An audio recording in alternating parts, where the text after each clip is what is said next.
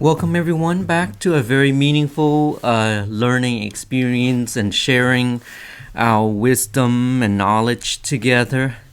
So today we will have tea with some chocolate, and I want to share with you my two favorite plant here. This is the begonia, one of the framer. I went to the frame and I saw it. It's so beautiful, and they cut me one of the stem, and it grows so beautifully. The begonia, and then I propagate this sweet potato, trying to add some green. And then these chocolate. That's not for eating. It's just for decoration. So today we will learn together about mind, body, and spirit. This is one of my favorite subjects. Beautiful tea for a wonderful winter day. So, you're probably familiar with mind, body, and spirit. And in the Eastern philosophy, the Buddha went in depth all of the cultivator, the virtuous cultivator on the path of the enlightenment. They are very familiar. This is our few of specialties, and I'm a cultivator, so I'm also on the path of learning. So we learn a lot. We hear a lot about people talking about mind, body, and spirit. Let's break it down. Let's go straight to the point without going round and round in a circle. Body. We all know about this body. Body is, our physical body. It has an expiration date, and it can be exposed to sickness and the element and all of that stuff. So the sickness, you've heard the sickness of the body, and eventually this body will deteriorate it. And as I'm talking to you, it is deteriorating. I recognize the difference when I was young. Now I'm 36, 37, and my strength has deteriorating big time. And that's anything with the body. When you're hungry, that's dealing with the body. And then the second level is the mind. And the mind is very tricky. It is very tricky. Buddha Sakyamuni actually go in depth and trying to test the disciple Ananda about the mind. And it is quite fascinating. I'm not going to go in detail because that's a very, very deep and profound story. The mind, the Buddha asks, where's the mind? And you can say all you want to, maybe perhaps something that our perception of thing, maybe the mind is come from our brain doing the thinking, doing the thought and all of that. So any mental formation, anything that we think in our head, and everything that we say, those will come from our mind. Okay, now let's go to the next level, the spirit. Now this is when it gets a little bit tricky, and we heard a lot of people talking about spirit. There's a lot of research. People talk to spirit, people communicate to the spirit, people, I'm in tune with the spirit. No. Spirit is the oneness with God. God is spirit. This is from Jesus. God is spirit. To pray to God, you have to pray in spirit, because only spirit and spirit connect. You cannot touch the spirit with the body. You cannot connect the spirit and the mind, the body and the mind to the spirit. Spirit, we talk a lot about it. What is that? Well, I can share with you from the cultivator, the virtuous cultivator in the past. They said, in order for you to understand your spirit, first you need to master the body and the mind. Because it's going level like this. The body is the lowest level, and then it reaches up to the next level, and that's the mind level. And then the third level, the ultimate level, is the spirit level. And I'll share with you about that level in a few seconds. Spirit is You don't need to understand what spirit is. Most important thing is for the spirit to function, and that's the spirit.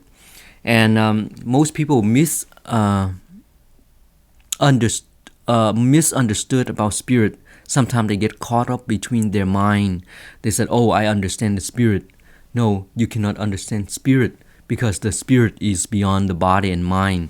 So anything that you understand, you read or you hear about it, those are in the mind level. The mind level cannot touch the spirit.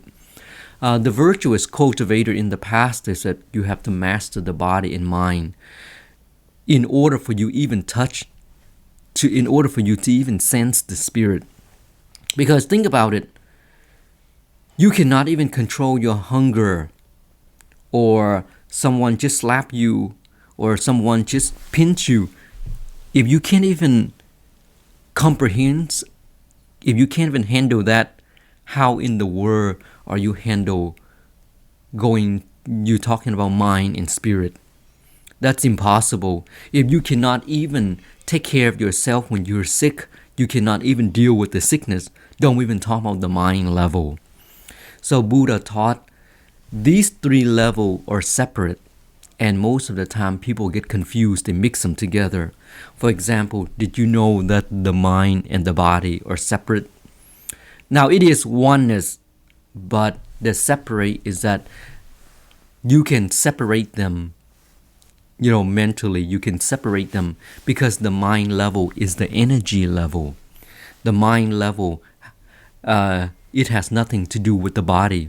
And some people say, "Oh, Links, wait a minute. If you say that, my mind has nothing related to my body, then how come, like when I'm hungry, I'm going ballistic?"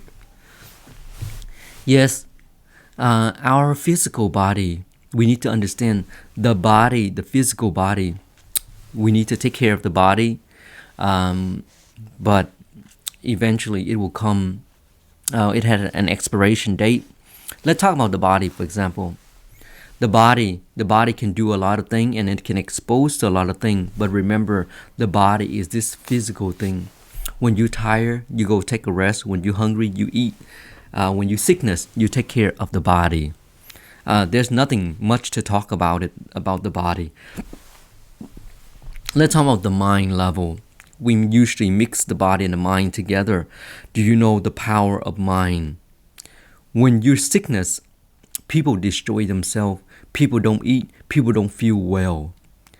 The reason they get caught in that cycle of suffering, in that cycle of destruction, is because they cannot separate their body and mind. Your body is prone to sickness, prone to suffering and hunger and tiredness, but that has nothing to do with your mind. This week, for the 2 days, I barely sleeping.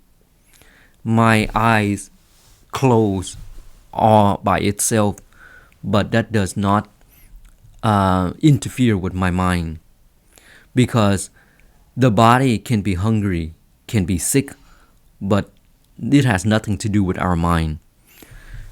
When I see people, they sick, they suffer quite a bit.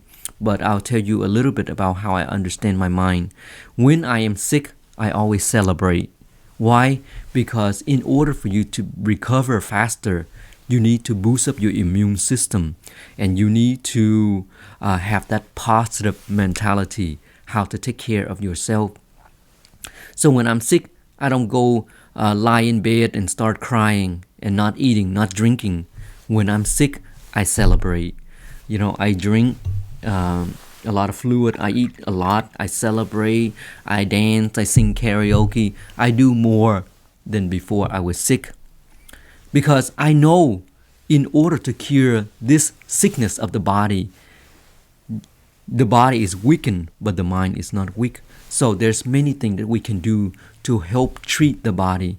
Just the switch of the mentality, you already recover tenfold. And like I said, is the body sickness, then we need to take care of the body medicine, build up immune system, eat more healthy food. Don't fall in the habit, oh, I'm sick, I'm miserable, I need to destroy myself. No, don't do that. When you're sick, then you need to separate the mind from the body. The body is sick, but the mind is not sick. So that means you have control over your body. You know what to do to treat your body. You need to know how to do to speed up the recovery process. Mind level. Your body can be tired, but your mind don't have to be tired. Your body can get injury, but the mind don't have to feel pain. Yes, pain is okay, but you don't have to react or you interfere by the pain.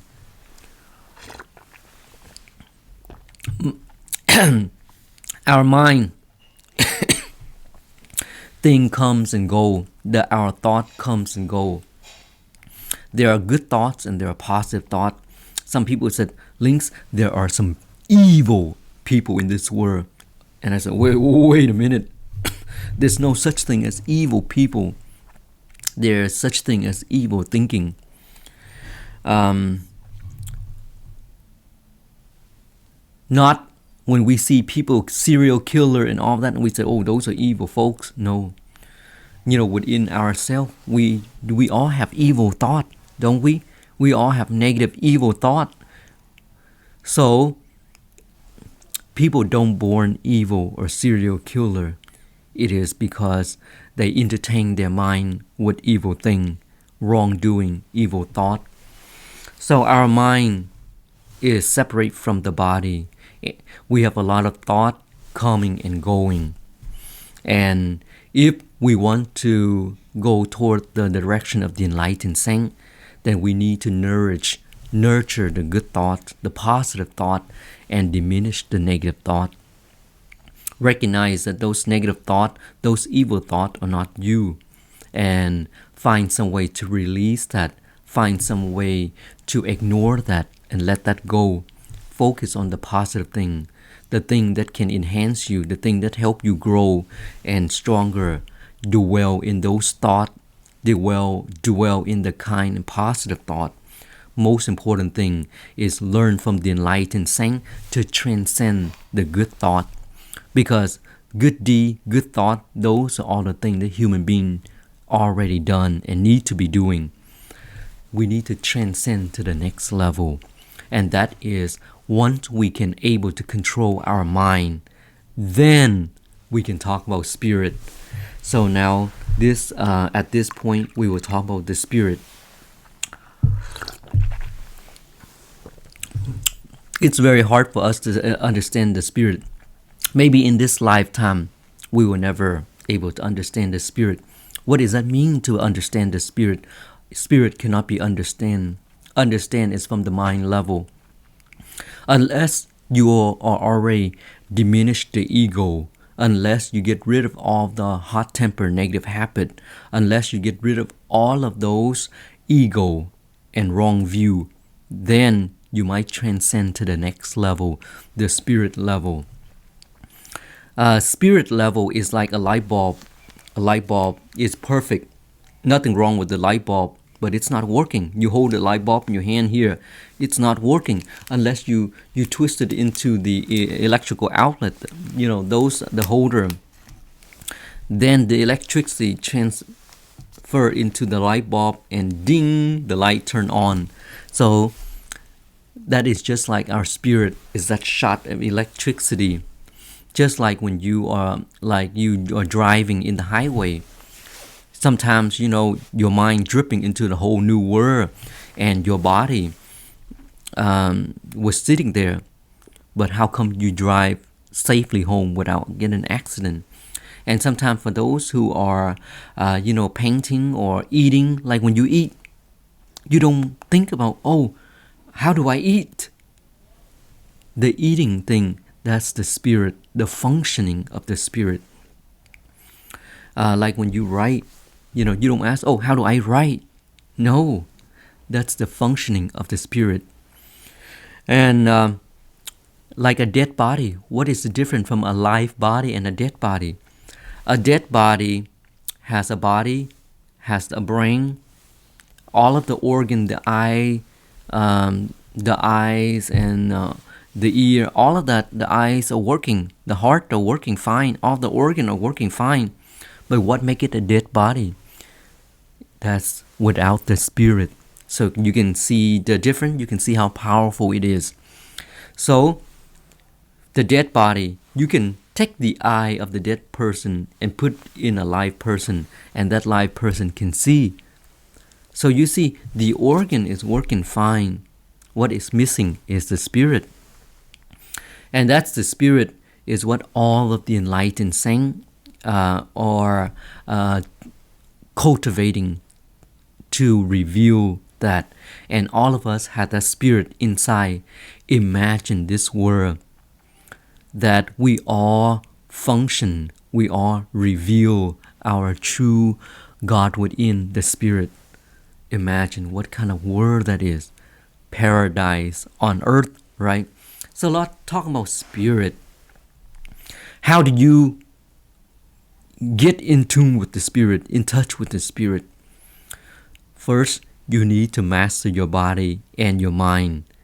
Don't you think that's already such an impossible task?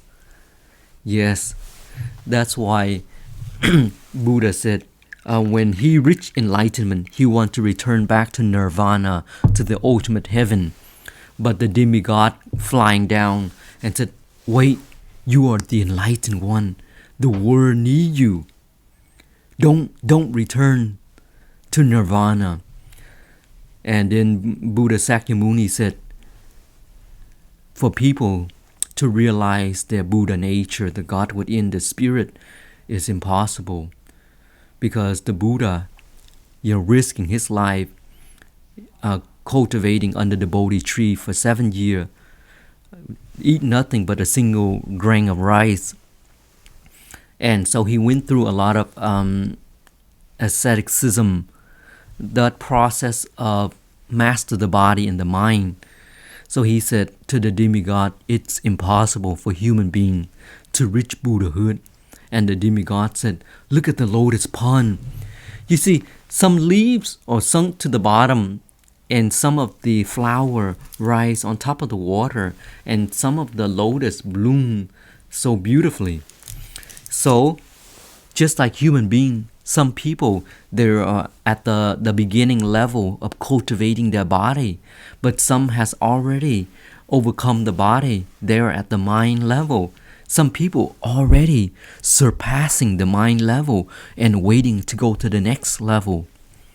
So that gives Buddha Sakyamuni the motivation and spend the last 49 years of his life after rich enlightenment. He went around and shared with people. Wherever he go, any village he went to, whenever he shared the sutra, everyone with rich enlightenment. Because back in the old day, people's mind are very pure and innocent. Because for nowadays, our mind covers so many layers of advertising, of false information, of the internet. Who wrote the internet? We do. Imagine a serial killer wrote the topic, how to have peace and happiness, and we follow. Oh boy.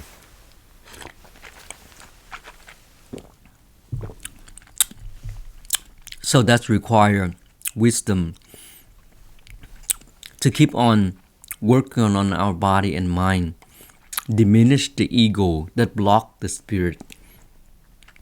Then hopefully, once we able to master our mind, separate the mind from the body, and able to cultivate toward a higher level of elevation of mind and enlightenment, hopefully in the future we in tune with the spirit. We don't have to talk about it or think about it. And I'm apologize. This topic is very big, and I share very shallow. I just share on the surface level, because I'm still in the process, walking in the path of the enlightened saint, trying to overcome the mind and body. Hopefully, one day I see and treat everyone as if it was the future Buddha and said, thank you, I respect you. Well, so far, do you like this begonia? This is one of my favorite plants. And have a fabulous day. Please subscribe so we can learn together and make more incredible content. Thank you.